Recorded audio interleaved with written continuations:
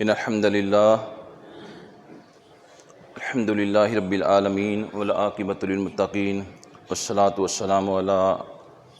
رسولہ الامین اما بعد فاعوذ باللہ من الشیطان الرجیم بسم اللہ الرحمن الرحیم افشوا السلام واتموا الطعام وکونوا اخوانا کما امرکم اللہ عز وجل۔ اللہ کے رسول صلی اللہ علیہ وسلم ارشاد فرماتے ہیں، اسلام کو عام کرو اور لوگوں کو کھانا کھلاؤ اور آپس میں بھائی بھائی بن جاؤ، جس طرح کہ تم کو اللہ کی ذات نے حکم صادر فرمایا ہے۔ حضرات،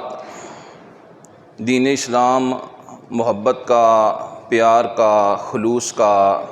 مودت کا دین ہے۔ دین اسلام ہم کو ہر وہ کام کرنے کا حکم دیتا ہے جس کام کے وجہ سے دوسرے مسلمان بھائی کی خیر خواہی ہوتی ہے، محبت پروان چڑھتی ہے، اور ہر اس کام کو کرنے سے منع کرتا ہے جس کی وجہ سے دوسرے مسلمان بھائی کو تکلیف پہنچتی ہے اور اس کے لیے دکھ کا ذریعہ بنتا ہے۔ اس معاشرے کے اندر، اس گزرتے ہوئے وقت کے اندر غریبوں کو کھانا کھلانا یا ویسے اپنے کسی بھائی کو کھانا کھلانا، یہ سنت رسول، حکم الہی اور بڑا ہی افضل عمل ہے۔ میرے بھائیو، یہ جس دور کے اندر سے ہم گزر رہے ہیں، بڑا مہنگائی کا دور ہے۔ وہ لوگ جو غربت کی چکی کے اندر، افلاس کی چکی کے اندر پس رہے ہیں، بڑے لوگ ایسے ہیں جن کے گھروں کے اندر فاقے گزرتے ہیں، اور بہت سے لوگ ایسے ہیں جو پیٹ بھر کے کھانا نہیں کھاتے۔ جب آپ کبھی کبھار موقع پا کر ان لوگوں کو اللہ کی رضا سمجھتے ہوئے کھانا کھلا دیتے ہیں،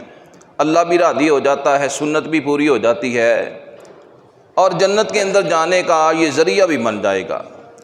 رسول اللہ صلی اللہ علیہ وسلم نے حکم دیا کہ افشوا السلام، اسلام کو عام کرو، واتموا الطعام، اور لوگوں کو کھانا کھلاؤ، وکونوا عباد اللہ، اور اللہ کے واسطے آپس میں بھائی بھائی بن جاؤ، ایک یک جان ہو جاؤ۔ دوسرے مقام کے اوپر آپ صلی اللہ علیہ وسلم نے ارشاد فرمایا کہ بہترین مسلمان وہ ہے جو غریبوں کو کھانا کھلاتا ہے اور بیماروں کی عیادت کرتا ہے۔ یہ سارے کے سارے مسلمانوں کے حقوق ہیں جو رسول اللہ نے بیان فرمائے۔ بیماروں کی عیادت کرتا ہے، اور سب سے بڑا ایک منفرد عمل آپ نے بیان فرمایا، قیدیوں کو آزاد کروا دیتا ہے۔ ان وقتوں کے اندر قیدی ہوتے تھے، آج کے دور کے اندر جیلوں کے اندر اگر کوئی بندہ یہ عمل کرنا چاہے، سنت کو اپنانا چاہے، تو ہماری جیلوں کے اندر بے شمار لاتعداد جو قیدی ہیں وہ بے گناہ وہاں پہ پڑے ہوتے ہیں، یا چھوٹا موٹا گناہ کیا، کئی سال پیچھے کوئی جانے والا نہیں، پیسہ نہیں، سفارش نہیں، تو کئی سال تک وہاں پر بیچارے گل سڑ جاتے ہیں، ان کی زندگیوں کو دیمک لگ جاتا ہے۔ اگر کسی بندے کے اندر اللہ نے یہ جذبہ پیدا کیا ہو، یا کیا ہے، یا اللہ کر دے کہ ایسا ہو جائے، تو وہ یہ افضل عمل ضرور اپنائے کہ کوشش کرے اپنے مال کی وجہ سے کسی بے گناہ قیدی کو جیل کے اندر سے آزاد کروا دے۔ تو یہ بڑا ہی ایک بہترین عمل ہے جو رسول اللہ صلی اللہ علیہ وسلم نے بیان فرمایا۔ ایک تیسرے مقام کے اوپر آپ صلی اللہ علیہ وسلم فرماتے ہیں، خیارکم من اطعم الطعام، تمہارے اندر سے بہترین بندہ، مثالی بندہ اور منفرد بندہ وہ ہے جو لوگوں کو کھانا کھلاتا ہے۔ یعنی اگر کسی بندے کے اچھا ہونے کی نشانی معلوم کرنی ہو، کسی کی اچھائی کی علامت کو دیکھنا ہو، چیک کرنا ہو، ہمارا خون ہو، ہمارے جسم کی کوئی چیز ہو، لیبارٹری کے اندر چیک کی جاتی ہے، تو گویا یہ ایک ٹیسٹ کرنے کا طریقہ رسالت مآب صلی اللہ علیہ وسلم نے بیان فرما دیا کہ آپ دیکھیں وہ بندہ غریبوں کو کھانا کھلاتا ہے یا ویسے اپنے مسلمان بھائی کو کھانا کھلاتا ہے۔ اللہ پاک ہم کو اس کو اپنانے کی توفیق عطا فرمائے۔ میں نے اپنی زندگی کے اندر بڑے لوگ ایسے دیکھے، چند ایک، کہ جو کھانا کھانے کا وقت ہو جائے نا، دوپہر کا یا رات کا، اتنی دیر تک وہ کھانا نہیں کھاتے جتنی دیر تک دوسرا بندہ ان کے ساتھ آ کے بیٹھ نہ جائے۔ میرے ایک اپنے قریبی دوست امریکہ میں ہوتے ہیں، ان کی یہ عادت تھی کہ کھانا کھانا کسی کو ڈھونڈتے پھرنا، کہ یار کوئی میرے ساتھ آ جائے نا تو ساتھ بیٹھ کے پھر کھانا کھانے کا مزہ آئے گا۔ اور یہ پیغمبروں کی سنت بھی ہے، پیغمبروں کا شیوا بھی ہے۔ سیدنا حضرت ابراہیم علیہ الصلوۃ والسلام بڑے مہمان نواز تھے، لوگوں کو ساتھ بٹھا کے کھانا کھلاتے تھے، آسمان سے اللہ نے فرشتوں کو بھیجا، فرشتے دو ٹارگٹ لے کے آئے ہیں۔ ایک تو یہ ہے کہ جاتے جاتے حضرت ابراہیم علیہ السلام کو بیٹے کی خوشخبری دینی ہے، اور دوسرا اس کے بعد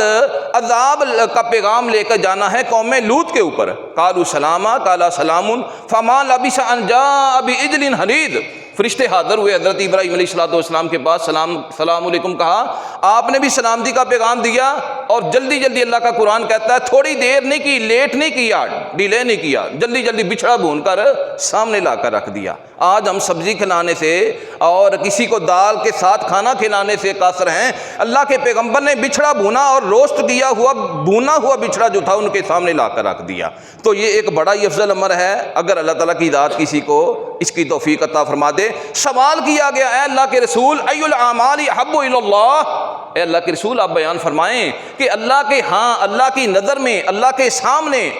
سامنے جو آئینہ پڑا اس آئینے کے اندر سب سے بہترین اعمال کون سے ہیں؟ تو اللہ کے رسول نے فرمایا ان تطعم الطعام، یہ کہ تم غریبوں کو، حقداروں کو، مسکینوں کو، غرباء کو، یتیموں کو تم کھانا کھلاؤ، اور اس کے بعد وان تقرؤ السلام، اور تم سلام کو عام کرو، اور تیسرے نمبر کے اوپر آپ صلی اللہ علیہ وسلم نے فرمایا اللہ من الفت ومن لم تعرف۔ اچھا، جس کو کھانا کھلانا، وہ دوسرا یہ شرط ساتھ آپ نے لگا دی، ضروری نہیں ہے کہ آپ کا دوست ہو، آپ کا رشتہ دار ہو، آپ کا جاننے والا ہو۔ مسجد کے اندر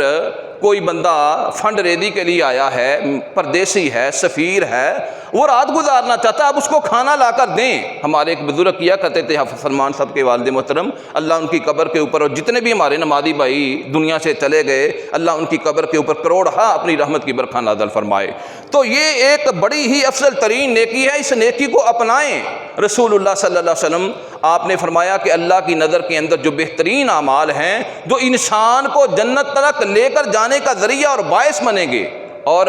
وسیلہ بنیں گے، ان کے اندر ایک یہ طریقہ ہے کہ انسان کسی ضرورت مند کی ضرورت کو پورا کر دے، کسی مقروض کے قرض کو ادا کر دے،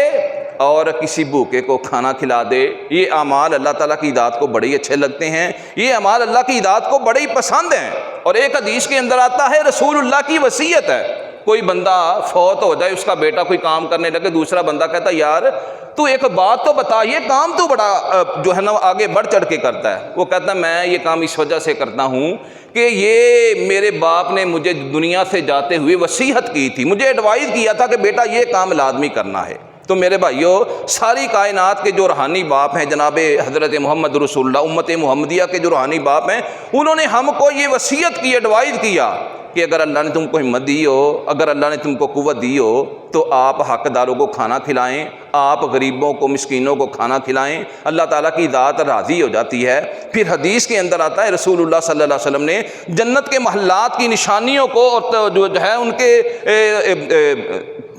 علامات کو آپ نے بیان فرمایا۔ اللہ کے رسول نے فرمایا جنت کے اندر کچھ محلات ایسے ہیں، ان کا اندرونی حصہ بیرونی حصے سے نظر آتا ہے، اور ان کا بیرونی حصہ اندرونی حصے سے نظر آتا ہے۔ تو ایک بدو اٹھ کے کھڑا ہو گیا، اس نے کہا اللہ کے رسول یہ تو بتا دیجئے وہ محلات اللہ نے تیار کن کے لیے کی ہیں؟ تو اللہ کے رسول نے فرمایا جو بھوکوں کو کھانا کھلاتے ہیں، حقداروں کو کھانا کھلاتے ہیں، اور روزے رکھتے ہیں، اور رات کو قیام کرتے ہیں، اللہ تعالیٰ کی ذات نے یہ محلات ان لوگوں کے لیے تیار کر رکھے ہیں۔ آخر کے اندر میں اتنا ضرور عرض کروں گا میرے بھائیوں، یہ اس طرح کا عمل ہے کہ یہ مکے کے کافر اور مشرک جو اللہ کو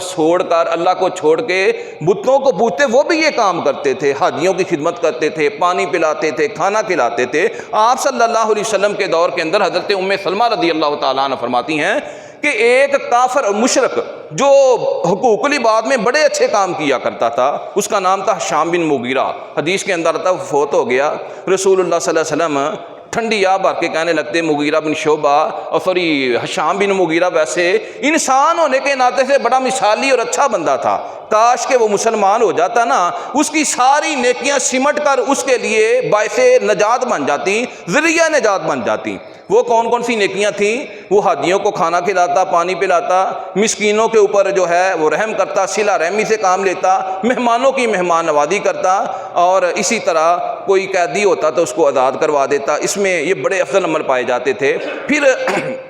حضرت ام سلمہ فرماتی رسول اللہ سے سوال کیا گیا اللہ کے رسول اس کے یہ جو اعمال ہیں اس کے یہ جو کیا ہوا ہے اس کے اعمال قیامت کے روز اس کے کام آئیں گے؟ اللہ کے رسول نے فرمایا نہیں۔ پہلی وجہ تو یہ ہے کہ جو کافر آدمی ہیں ان کے اعمال کا بدلہ ان کو اللہ دنیا کے اندر ہی دے دیتے ہیں، اور دوسرے نمبر پہ فرمایا وہ یہ سارا کام لوگوں کے دکھلاوے کے لیے کرتا تھا کہ لوگ کہیں حشام بن مغیرہ بڑا اچھا بندہ ہے، حشام بن مغیرہ بڑا سخی آدمی ہے، اس وجہ سے اس کے یہ اعمال جو ہیں وہ اس کے کام نہیں آئیں گے۔ میرے بھائیو، یہ دنیا کے اندر کرنا بڑا افضل کام ہے، آخرت کے اندر جب رسالت مآب ساقی کوثر حضرت محمد رسول اللہ صلی اللہ علیہ وسلم